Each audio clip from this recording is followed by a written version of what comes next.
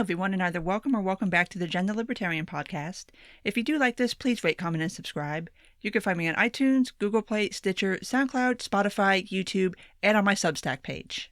When I said at the end of last week's weekly roundup, when I said that this upcoming week was going to be crazy, this is not exactly what I expected.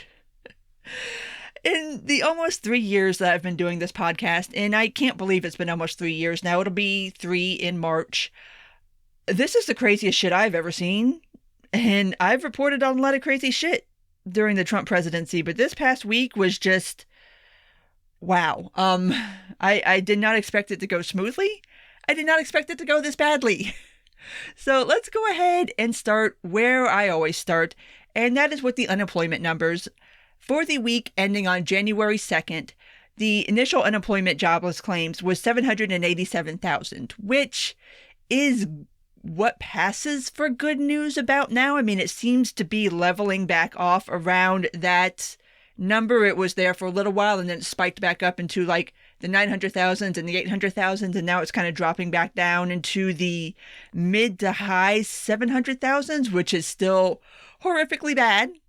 As I say every week, but at least it's kind of leveling back off again. The bad news coming out of the job sector is in December, for the first time since the pandemic started, the economy actually lost jobs. It lost 140,000 jobs. And that had been kind of the bright point and kind of the competing thing against the unemployment numbers, was that even though those unemployment numbers were super, super, super high, and the job additions every month were not offsetting them by any stretch of the imagination, we were adding jobs back into the economy every month. And December is the first month since the pandemic first started that we have lost jobs out of the economy again. A lot of these were out of, obviously, the restaurant sector, bars, hospitality, stuff like that, because states are starting to go back into a second lockdown. And also, it's winter, so it's not like the time of year where people really like to go out anyway, because it's freaking cold outside. So that's not great news. It's never good to have to report that we are still initial unemployment claims being that high, and we did lose jobs. So going forward, I mean, I'm sure given the other events of this week, there will be more stimulus spending in the very near future, like probably around, I don't know, the end of January, because of how badly the GOP messed up in Georgia. But, well, actually, since we're there, I had been predicting, if you've been listening to this, that the Georgia Senate runoff races, I predicted that the seats would be split. I thought that Perdue would stay and Loeffler would go. But as I'm sure you are already aware of by the time of listening to this, the GOP lost both of the Georgia Senate seats, which means the GOP lost the presidential election in Georgia and now has no Republican senators. Georgia. Freaking Georgia.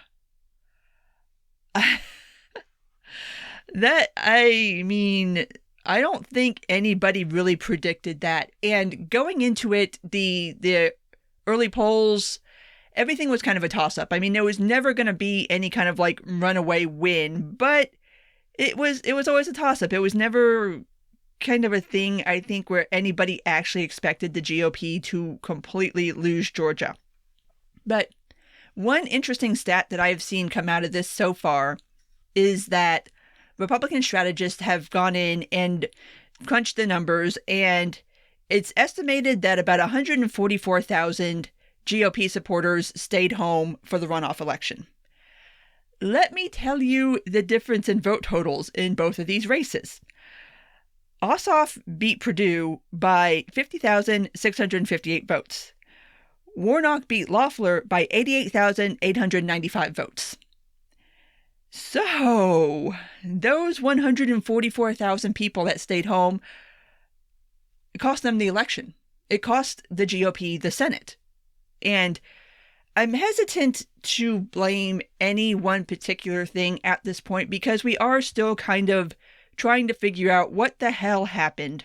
But runoff races under normal circumstances are really weird monsters. It's hard to get people to come back out to the polls for a second time, especially when there's not a presidential race driving people to the polls. It's the same problem that you have in midterm elections. You don't have the same voter turnout because it's not a presidential election and people don't really care or pay attention that much to Senate races, to congressional races, down ballot stuff. It's just not as important to most people as the big marquee presidential election. But an interesting fact that also came out of this is the amount of people that did show back up. In counties that went for Trump, they had 83% voter turnout as compared to the November vote. In the counties where Biden took the county in the general election, 93% of those voters came back out to vote. Those are pretty staggering numbers for both sides. That's impressive. You do not see those kind of numbers in a runoff election, but this was not a normal runoff election. This was one where it's going to determine the control of the Senate, which means control of the legislative branch because Democrats already have the advantage in the House. So now you have a completely Democratic Congress. You have a Democratic president. Yeah, the whole point of this was not to vote for either Loeffler or Perdue because they were wonderful Republicans. It was to keep divided government. And even with that hanging in the balance, the GOP couldn't pull it off. Why that is? One can certainly speculate that one President Trump going on about how the elections are big ol' scammy fraudy things depressed voter turnout. And I mean, like I pointed out the numbers to point out that you're talking about, for a state election, those are not insignificant numbers, but they're not super significant numbers as far as actual, how many votes the Democrats got versus the Republicans.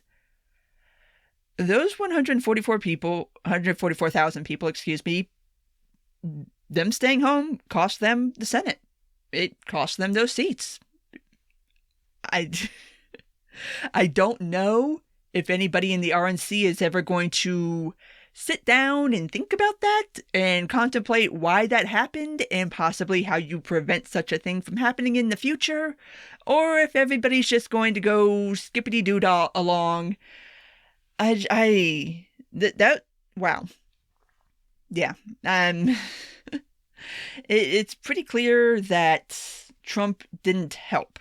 How much he hurt, that remains to be seen. And I'm sure there will be plenty of long-form think pieces where people go and interview GOP supporters that stayed home versus going and voting for the Republicans in the Georgia runoff race, and you'll hear all kinds of reasons for why it happened, and there could very well be all kinds of reasons. Like I said, runoff votes are not super easy animals to deal with under normal circumstances. These weren't normal circumstances. You had a lot of things working against you if you were a Republican. And it's just, I don't know what to say about that. That's kind of crazy. So that's how we started off the week.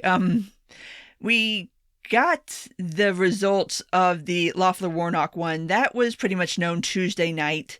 Wednesday morning, everyone had kind of settled on the idea that Ossoff beat Perdue. Like I said, those vote totals were a little different. It's a much closer race between Ossoff and Perdue than it was Warnock and Loeffler.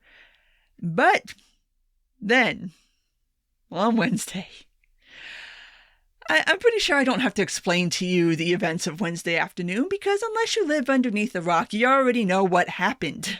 It's not funny. I don't know why I'm laughing, but it's just like one of those things where you got to laugh to keep from crying or screaming or just flying into a fit of rage. But Wednesday afternoon, a bunch of Trump loyalists decided to go riot at the Capitol building, and they overran DC police. They managed to make it into the building. They were in there for quite some time before being eventually escorted out.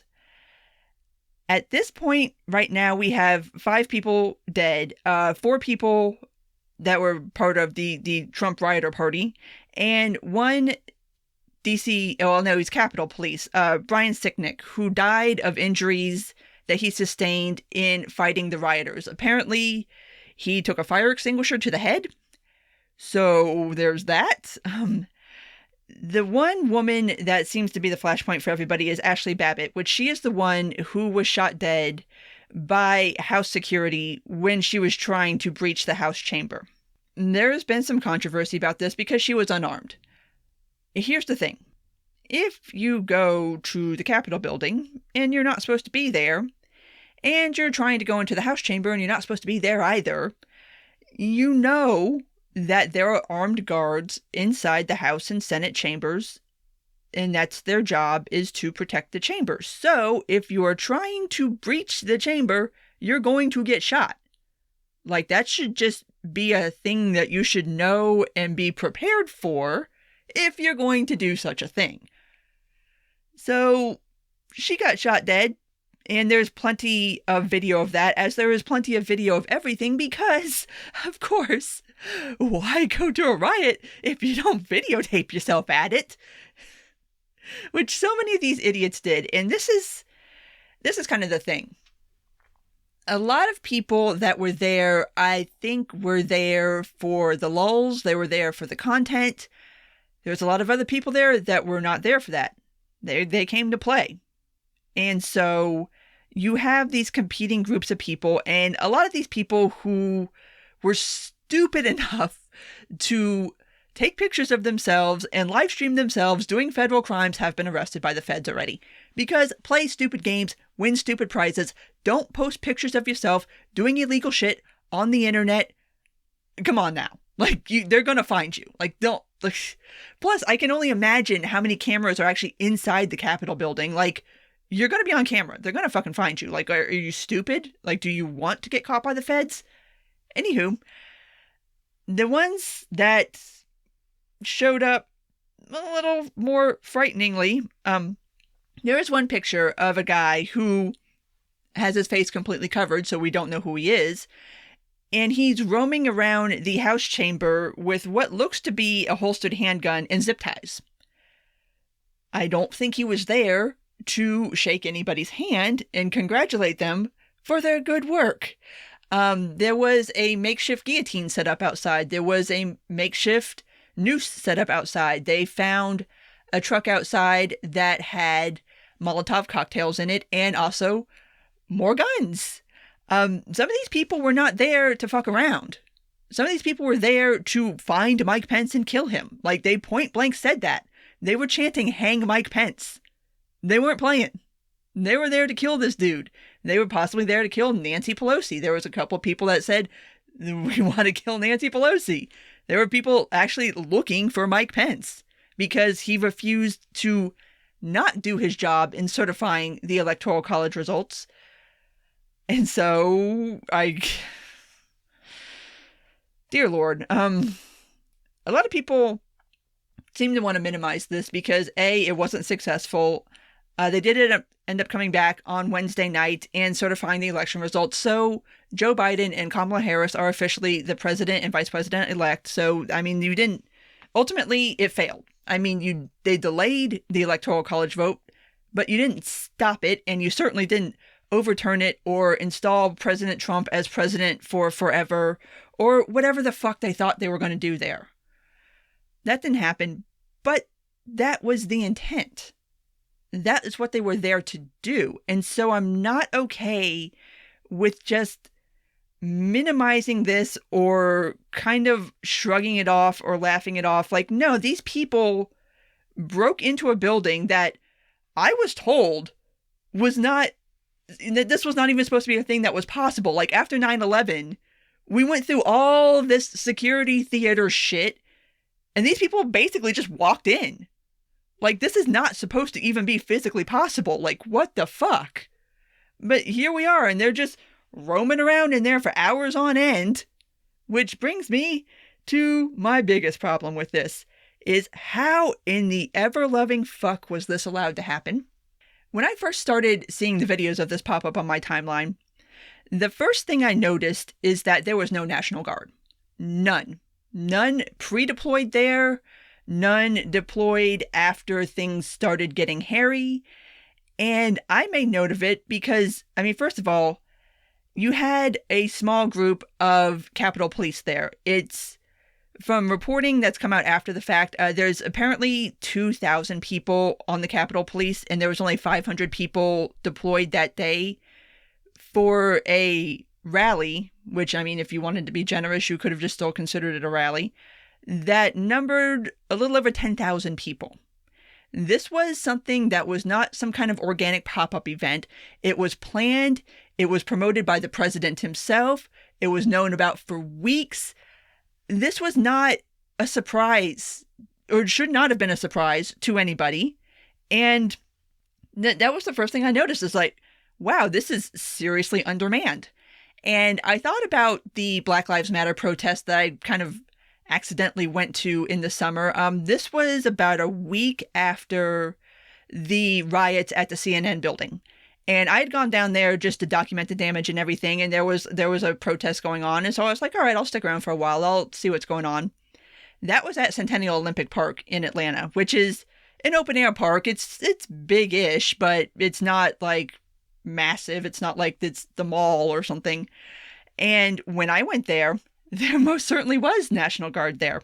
There was a lot of National Guard there. And they were basically, you could not enter Centennial Olympic Park. And to kind of give you an idea, if you've never seen it, there is like a decorative fence barrier between the sidewalk outside the park and the park itself. And so behind the decorative, like the little decorative fence there, that's where the National Guard were. They were inside the park. You could not enter the park. They were spaced about 6 feet apart, and they were all heavily armed and had riot shields. And so they were not like belligerent or being aggressive or anything. They were just there, but the message was clear that fuck around and find out. Like, if you do anything, if you try anything, it's going to be put down by force, because there's the National Guard right there. And to the best of my knowledge, there was no kind of chatter or anything that particular protest was going to be violent, or that there was anybody planning on rioting or doing anything of the sort. But there they were. Just, it had to be at least 100.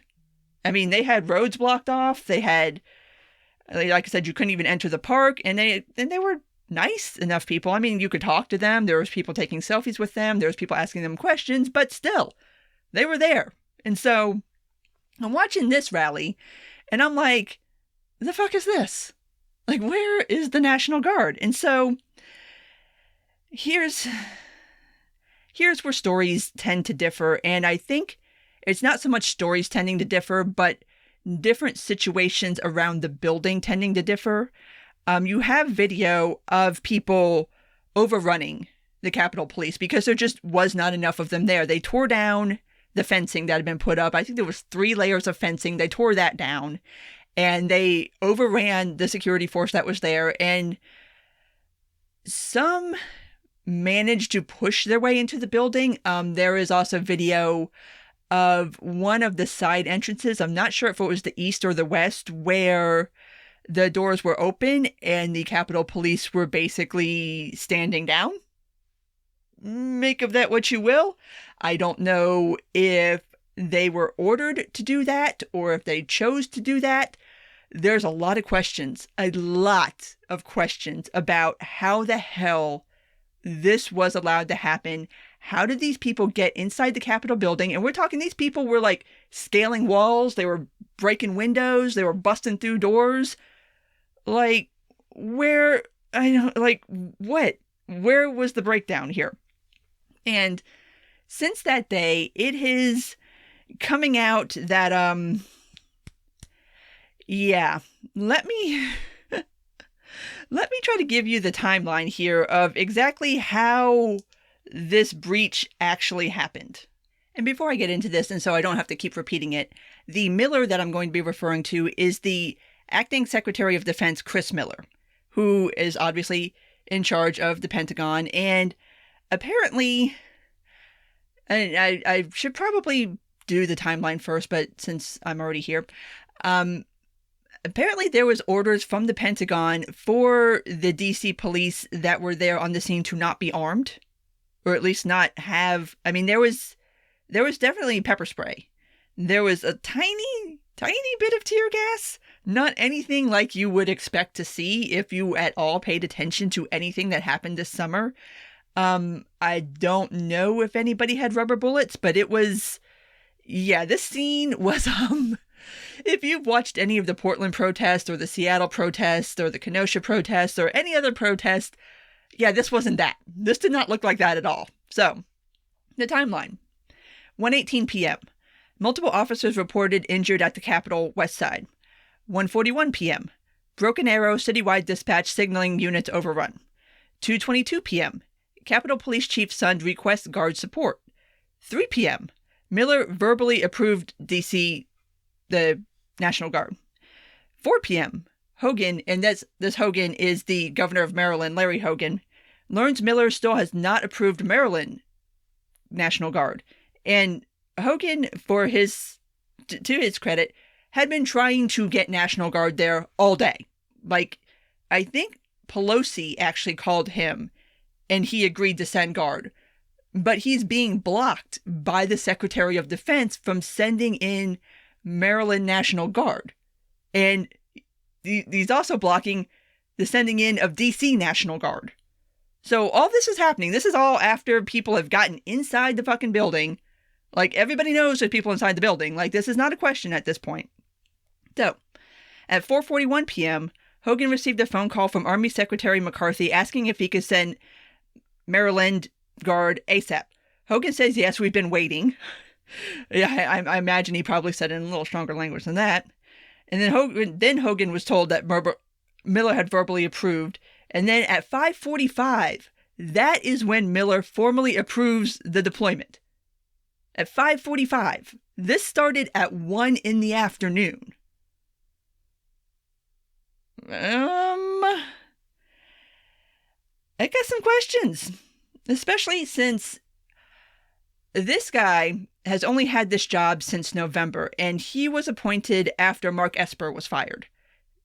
And it was rumored at the time, and people were kind of raising the alarm back in November that, and this was kind of part of a whole spate of firings at the Pentagon, and people were being fired and being replaced with Trump loyalists.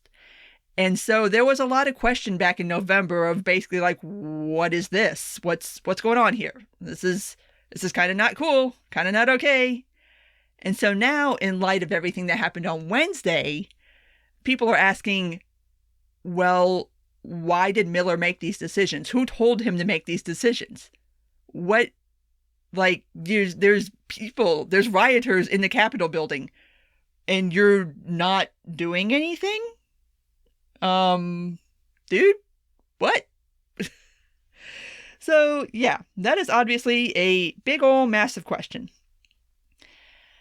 The thing that, before we leave off of this, while all this is happening and there's no National Guard anywhere to be seen, Donald Trump is not on the phone trying to get the National Guard deployed. Donald Trump and Rudy Giuliani are on the phone trying to contact senators to pressure them into delaying the certification vote. And we know this because in their just total ineptitude, they were trying to call Senator Tuberville out of Alabama, excuse me. They accidentally called Mike Lee. So they can't even get the fucking numbers right. You accidentally call the wrong senator, one who is not exactly amenable to your plans. And so that is how we found out that these phone calls were taking place. Were there more senators called or attempted to call? We don't entirely know yet. I imagine that during this, there weren't a lot of people answering their phones because they were kind of in the middle of a siege, not really got time to chat. So, yeah, there's a lot of questions there. You can quibble about whether you want to call this a coup or not. Here is what happened. The President of the United States told his supporters for months, this is not weeks, months. This goes back to the summer, where he has been telling people that this election will be fraudulent, that there will be rampant voter fraud, that this is all a sham. It's all bad. For months. He's been telling these people this, and it's gotten worse since the election. I mean, I had to stop. I had to stop looking at the Twitter account. It was too crazy. So, you got this Stop the Steal rally, which is, first of all, let's talk about the name. Stop the Steal. What the fuck do you think those people were there to do? I think they were there to stop the steal. Just a thought. So, President Trump gives a speech before the march and gets these people all whipped up into a lather and then points them towards the Capitol building. And then there's not a lot of security at the Capitol building for reasons that somebody really needs to explain. And then they riot and overrun the Capitol building and basically try to overturn an election. I mean, I don't know. It seems kind of coup-ish to me. I don't know what else you would like to call that. And people want to argue that, well, the military wasn't involved. I'm like, no, the military wasn't involved. His military was involved. So, I mean, I don't know what else you guys want to call this other than an attempted coup. And you can sit there and say that it was a stupid attempt and it was an unsuccessful attempt. Okay, fine. Both of those things are correct. But that was the attempt. That's what they were there to do. I mean, I'm not entirely sure what... I mean, it's weird to me that people are trying to minimize this because it's a big fucking deal. Like, nobody has breached the Capitol. Nobody has overrun the Capitol in over 200 years. It's kind of a big deal. And a bunch of people flew from all over the country to do this at the behest of a president who has been telling them for months that this election is fraudulent, and that he actually won in a landslide, and that something has to be done. And that probably the worst one was that after Mike Pence formally announced that he's not going to steal the election for Donald Trump, he's not going to refuse to acknowledge the Electoral College votes, Trump put out a tweet about how Pence failed him. And so basically put a target on his back. So yeah, you can't tell me this wasn't on purpose. This was definitely on purpose. This was not an accident. Trump knew what he was doing. And these people knew what they were doing. They knew what they were there to do, or at least attempt to do. So I don't know what else to call this but an attempted coup. It is what it is. And that's not to minimize it, but it's to maximize it. Understand what was just attempted this week. What we all watched happen in the United States. And even Venezuela and Zimbabwe have some shit to say now. Okay? Kenya has some shit to say. Oh my God. It just... I've never seen anything like that in my life, and I'm still kind of trying to process it because it's almost like, due to other events that have happened this week, people have just moved on. I'm like, what the fuck? This is nuts. I just, oh, wow. So obviously in the wake of Wednesday's events, both the idea of impeaching Trump again and the 25th Amendment have come up. Still not entirely sure about the 25th Amendment, but it is looking increasingly like the House is going to go forward with another impeachment hearing. Whether this will make it to the Senate or not, I am not sure. Mitch McConnell sent out a memo that got leaked that details what the process would be if such a thing were to happen. Basically, where we're at right now is the Senate is on recess. And if the Senate wants to come back into session before January 19th, when they are scheduled to come back into session, there would have to be a unanimous vote to call the Senate back into session, which, in order to have an impeachment hearing, you're not going to get unanimous approval because you're going to have the absolute fuckwits that are Josh Hawley and Ted Cruz and Marco Rubio and God knows who the fuck else that would vote to not do that. So, I mean, there's nothing saying that you can't continue with impeachment after Trump has already been removed from office. And you absolutely can. And there is absolutely a function to that. If impeachment proceedings do go through both houses, then he can never run again. He loses his pension. He loses his travel allowance. I'm not entirely sure if he loses his secret security detail. But yeah, there is an actual reason to do this, even once he's gone. The idea, though, is that he needs to go now before anything else happens. For that, you're going to need the 25th. I mean, just procedurally, you're going to have to... Well, Mike Pence is going to have to step up and say he's unfit. Which, after everything that happened Wednesday, I don't know why he hasn't. I mean, this was kind of targeted at him. You know, there was people there that wanted to lynch him. I mean, I would feel a certain way if I was Mike Pence. If somebody whipped up a crowd against me to come lynch me, I would be like, no, you don't get to be in office anymore. This should not really be something that is controversial, but it is something that has become controversial because now, the Republicans want to be the unity party and they want to heal the country. And, you know, this would just be so divisive and so disruptive, this impeachment process. And my God, we should just move on to healing the country, you know. And I'm like, you know what? Nah, B. And I've seen better arguments for not pursuing impeachment. And I see them. I understand them. I understand there are people who are just like, you know what? Fuck it. It's, well, at least at this recording, another 10 days. Just let it go. Just let this play out and then he'll be gone soon. I can't. No. Here's the thing.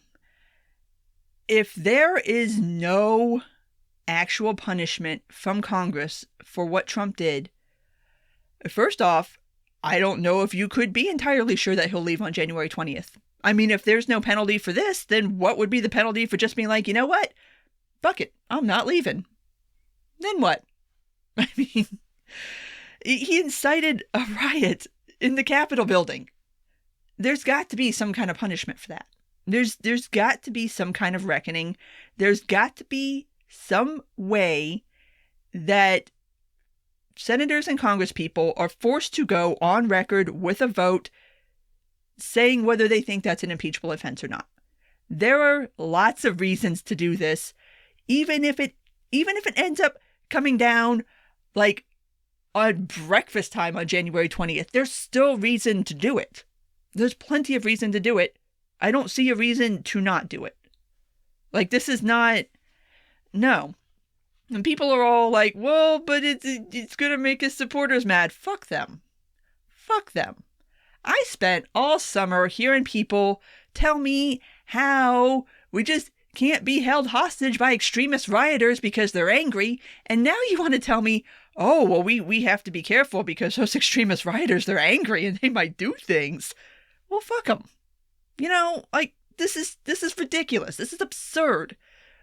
I'm still not understanding how the GOP became so enthralled to one man and his supporters that even now they're still willing to support this shit. I'm like, y'all know you would have got the wall too, right? Like, they actually, well, I say they, we don't know who did this yet, but you can make a pretty educated guess. Somebody planted pipe bombs outside of the headquarters of the RNC and DNC in DC. Yeah, they were going to blow your asses up too. So, I don't get it. I do not fucking get it. The only thing that I can think is, and this is from an interview from Peter Maher. I don't know if I'm pronouncing his last name right. He's the guy who actually got elected to Justin Amash's seat. And even he, I mean, he's brand new baby freshman. he's had conversations with Republican lawmakers who are going along with this just out of sheer fear for their own physical safety and their family's physical safety. That's fucked up. That's really fucked up. Somebody needs to put their foot down for that. Because that's not okay. That's... If you're going to make the whole argument that Antifa is bad and that anybody trying to impose their will through brute force is bad, then you have to say this is bad too. Because this is no fucking different. No different. And for what it's worth, the Trump rioters also attacked members of the press. They destroyed their cameras. They vandalized federal property. Tell me how this is different, guys. I'm not seeing it. But yeah, there's got to be some consequence for this, for Trump. This cannot go without some kind of punishment.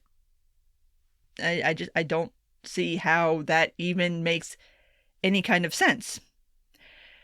But moving on to the punishments that have taken place, let me try to back up and do this somewhat chronologically. On Wednesday, Facebook permabanned Trump. Twitter gave him the 12-hour suspension because there was 3 tweets that they finally decided violated TOS. And so they gave him, the suspension. Like, okay, you're suspended for 12 hours or you delete these tweets and then you can have your account back. So that was Wednesday. After the suspension came into play, I cannot even believe I'm about to say this next sentence because this is just the fucking stupidest thing. Trump records obviously a heavily edited and scripted speech where he concedes the election. And we all joked that he did it to get his Twitter account back. Well, come to find out, he actually did do it to get his Twitter account back. Because on Thursday, Twitter decided to ban him from Twitter permanently due to tweets that he made after he came off a suspension. And if you've ever been on suspension, you know the whole drill. They tell you, all right, this is temporary, but if you continue this kind of behavior, your suspension can become permanent. Everybody, you've probably received the email before, blah, blah, blah, blah, blah. So he continued poking the bear, and they finally said, bye. So that precipitated a series of events where Donald Trump basically has no social media anymore. He's been kicked off Facebook, Twitter, Instagram, Reddit, Twitch, which I didn't even know he had a Twitch account. Shopify has removed his stores. Spotify has removed his account, which I don't even know what's up with that. TikTok has banned him. So basically he has no social media presence at this point. And in something that would be comical if it wasn't so serious, on Thursday, after he got banned from his personal account, he went and tried to tweet from the POTUS account. Twitter shut that down. He tried to tweet from the Trump War Room account. They shut that down. He tried to tweet from a couple of other friendly accounts. They shut those down. So basically, Twitter spent all of Thursday night chasing Donald Trump around the platform and shutting down every account that was letting him tweet. Like I said, it would be funny if it wasn't so serious. Just the idea of like Jack Dorsey just like boop, boop, boop, boop, boop. I mean, I'm sure it wasn't Jack personally. I'm sure somebody else is in charge of that kind of stuff. But now that's where we're at. Lin Wood also lost his account. I believe they nuked his on Wednesday. And Lin Wood was the crazy pants lawyer. The one with the insane conspiracy theories. I hear they kicked off Michael Flynn. I'm not quite sure when that happened. But as far as I know, those are the only accounts that Twitter has deleted. Rush Limbaugh self-deleted. A bunch of other conservatives have threatened to self-delete, but haven't. Stop me if you think you've heard this one before. So yeah, now there's a whole big conservative freakout that everybody is going to get kicked off of Twitter and that it's just going to be a bloodbath for conservatives. And as far as I know, all of those people are still tweeting. So yeah, I don't think this has anything to do with Republicans or conservatives writ large. This has specifically to do with Trump and anybody who has been completely super out there in supporting Trump's activities as they relate to the events of Wednesday. It seems to be limited to that. That being said, ramping up on Wednesday, and I say ramping up because I've noticed this over the past couple of weeks.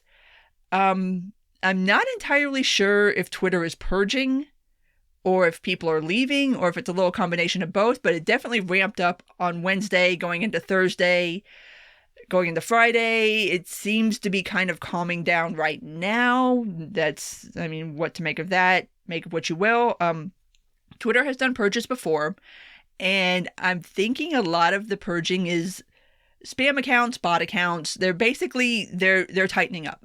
They're tightening up the platform, which,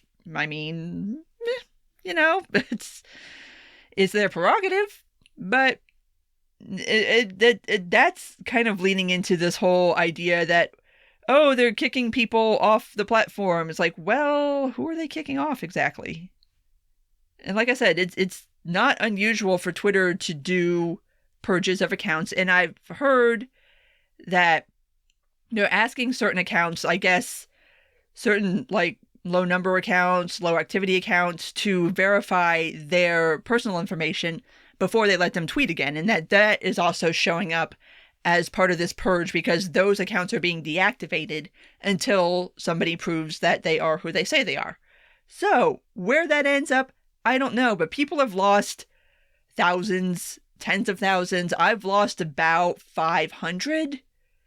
But it kind of, we got tired of all of us bitching on Twitter about our follower counts, but it's almost become like a badge of pride now to see who can lose the most followers. And it was funny because when we first started really noticing it ramp up on Wednesday, a lot of the accounts that were talking about it were accounts that were being incredibly critical of the Capitol riots. And so we all kind of thought that people were just like mad at us, and we were like, all right, bye. See ya. Fuck you.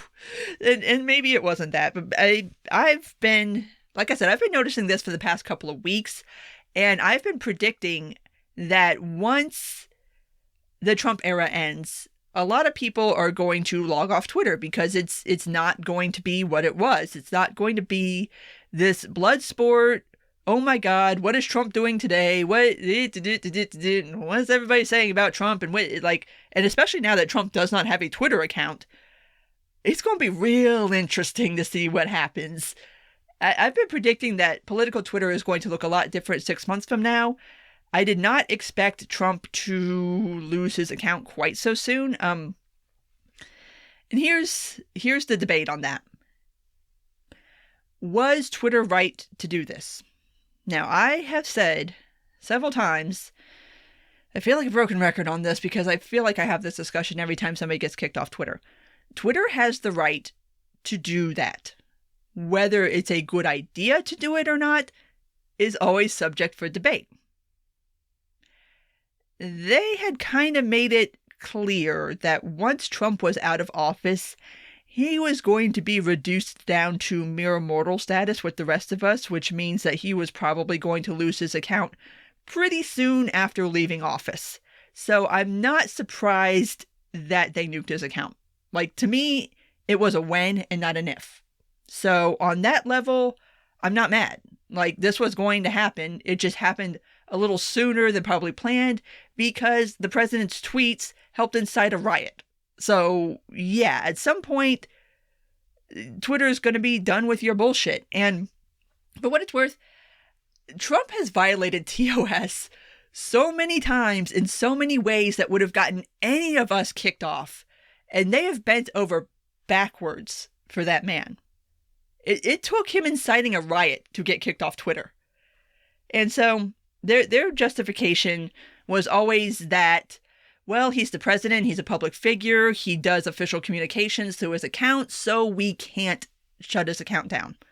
Which, all right, make of that what you will. If you want to take a more cynical approach, they left him up because he was good for numbers, which, you can't argue that the past 4 years haven't been good for Twitter on an engagement level. As far as sheer numbers, the environment is toxic as hell, but the numbers are great.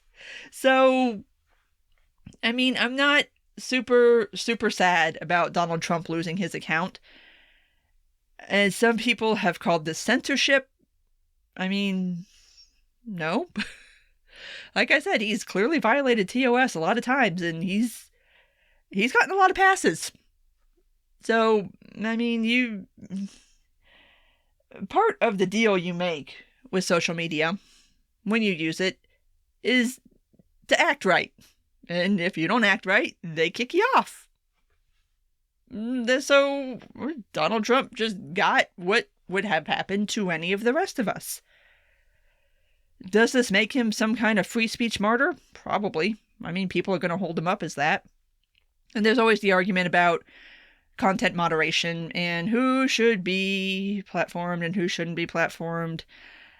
I want to discuss that after I discuss the other news, social media-wise, that came out of Wednesday's events. And that is that both Google Play and the Apple App Store have kicked Parler off of their platforms. So as of right now, you cannot download the Parler app on an Android or an Apple phone through the app stores. I've been told that on Android phones, you can sideload it, like you could download the software from a third-party vendor and load it in that way. Obviously, you do not have that option with Apple.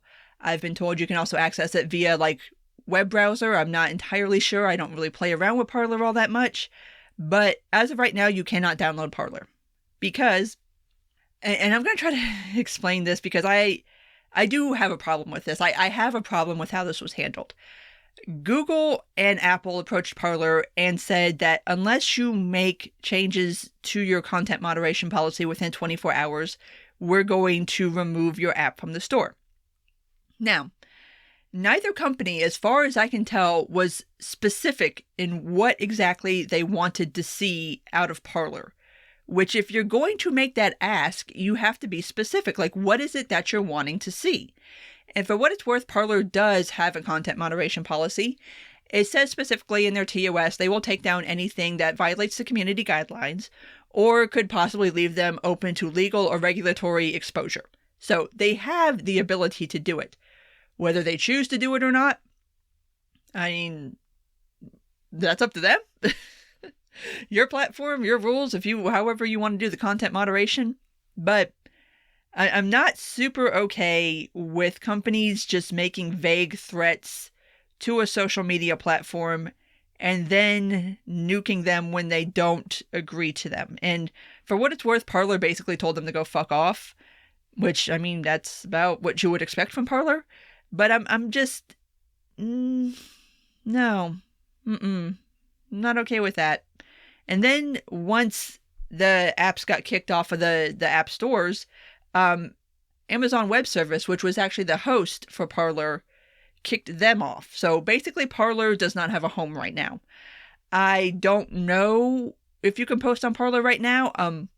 I have the app, but I haven't used it in so long. There was updates, and you can't do updates right now. Like, even the ability to update your app is gone, so I can't really tell you what is going on Parler right now. But they're kind of homeless. So here's the argument. And I have been discussing this for years, and this is... Let me explain to you why I get irritated with this conversation. You have one group of people who basically shrug it off and say, well, I mean, Apple doesn't have to host your app in the App Store. Google Play doesn't have to host your app in the App Store. AWS does not have to give you cloud computing services. True. Absolutely. That's how free association works. But this is kind of concerning because you came at them with this weird, vague threat. And you didn't really specify what you wanted out of Parler. And then you kicked them off. And it always ends up getting flattened down to this stupid circular argument. And this has happened so many times. So many times. And I'm so tired of discussing it. Everybody wants to reduce this to a grandstanding talking point one way or the other. But nobody wants to actually have a conversation about what do you want to do? How do you want to fix this? Like right now, everybody is in this space because of, honestly, really more of what happened to Trump, which I I'm way more concerned about what happened with Parler than I am with what happened with Trump. Trump had it coming. Like, I'm sorry, you had this one coming. And you could talk about how it is concerning that so many social media sites decided to ban him at around the same time. I don't think it's collusion. I think it's somebody was waiting for the first one to do it, and so then that gave them the opportunity to do it. I'm pretty sure every social media platform has wanted to kick off Donald Trump for years. They were just waiting for a reason to do it and for somebody to go first. That's how I view that. But it brings up the whole thing about content moderation, and everybody wants to do the dumbest versions of this argument. Content moderation is hard. Deciding how content moderation works is a really difficult discussion. Content moderation at scale is virtually impossible. Right now, there's this mood that it shouldn't be up to one or two people to decide who it is that does and does not get platformed and what is and is not allowed on that platform. Well, who do you want to make that decision then? I mean, really, like, if you have a problem with this, what is your solution? We have this argument so many times and nobody ever gets around to coming up with a fucking solution. And it's aggravating. It's a serious conversation. It's worth having. It's also going to be a very hard conversation because once you start deciding that it is not the company's prerogative to make that decision, well, then whose is it? Let me go ahead and tell you right now. It can't be the federal government because of the First Amendment. So that goes out the window. I mean, even if you got rid of Section 230, you still have the First Amendment. And it's very clear right there at the beginning of the First Amendment that Congress can't make a law on this. They cannot dictate to people what speech is and is not hosted on a platform. So if it's not the federal government and it's not the companies themselves, then who do you want to make this decision? Because somebody's going to have to make it. I mean, you can look at the sites that don't have content moderation, like Parler, like Gab, and they're fucking cesspools. It's like normal people do not want to go on those sites because it's full of fucking crazy people. And so, like, what? It's such a frustrating argument because people seem to think that there is some level of Goldilocks moderation. There isn't. There just isn't. I mean, you cannot hire enough people to do this. AI is not sophisticated enough to do it. So what do you want to do? And also, people tend to forget that social media platforms, while also being a form of communication and the quote-unquote public square, if you believe in that, they're also businesses. They're in the business of trying to create the best product that they can to attract the most amount of people. And so, yeah, content moderation is part of that. It's a reason why everybody hasn't moved to Parler or moved to Gab, because people who are not cuckoo crazy crackers who go onto those sites are like, this place is full of fucking nutcases. I do not want to be here. And so you kind of get an idea of how much Twitter really protects you from. And these conversations always seem to center around Twitter. Like I said earlier, Facebook was the first one to kick Trump off, and I've not seen Facebook get a lot of heat for this. Facebook is a much, much larger platform than Twitter is. They have way more users. It's older. I mean, it's a larger platform. But somehow they seem to escape a lot of the venom that gets directed at Twitter. Make of that what you will. I think it's really just a lot of extremely online people being mad at the social media platform that they happen to be on.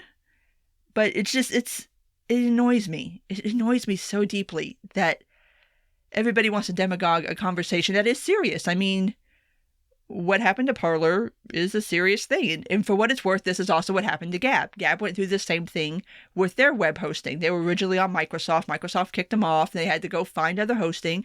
So it's not like it's a new thing, but it's a really complicated, nuanced conversation that nobody really wants to have. But people keep bringing it up.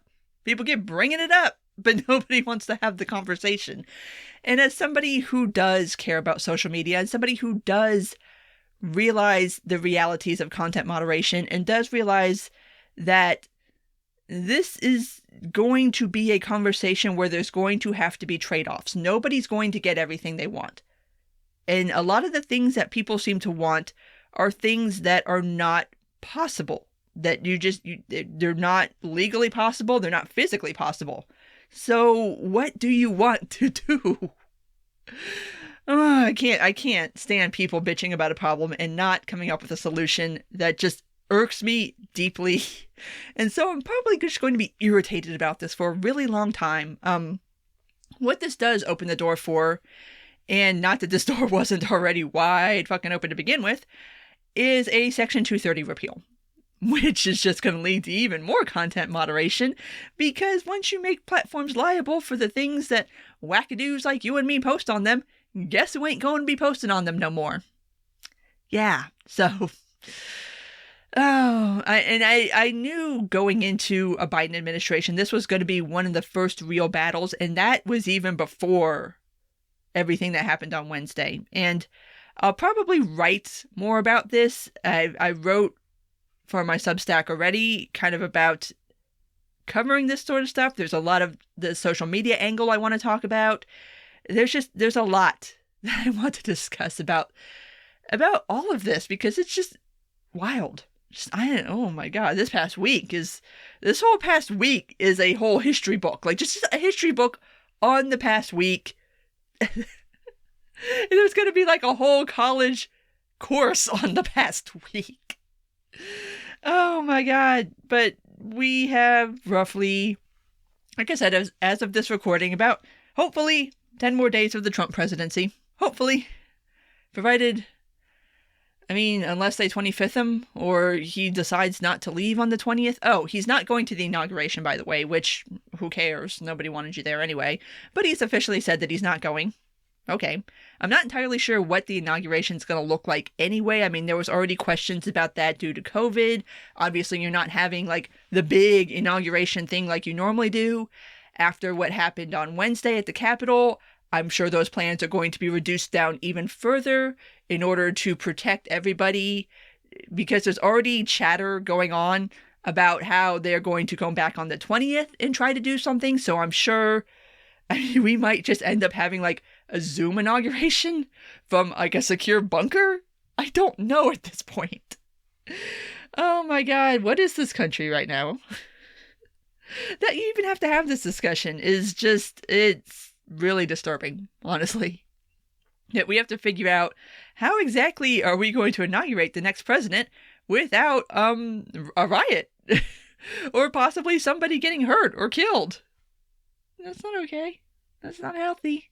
Not a good place to be. So, fingers crossed that the weeks will get better from here.